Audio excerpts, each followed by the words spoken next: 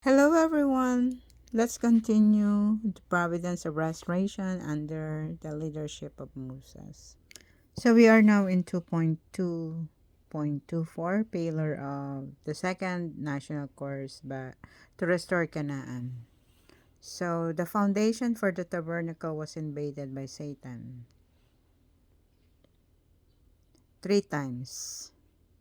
Therefore the foundation of substance for the second national course to restore Canaan was not laid. Consequently, the entire second national course to restore Canaan ended in failure. So the 21-month second wilderness course was prolonged to the 40-year third wilderness course.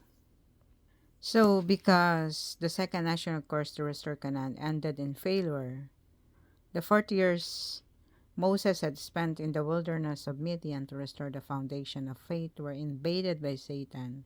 So for Moses, period, the 40 years wandering in the wilderness, honoring the tabernacle until the Israelites return to Kadesh Barnea was to separate Satan, who had invaded the previous foundation of faith, and to restore through indemnity the foundation of faith for the third course of the providence. So, first course, second course, third course. During the 40 years, Moses completed the foundation of faith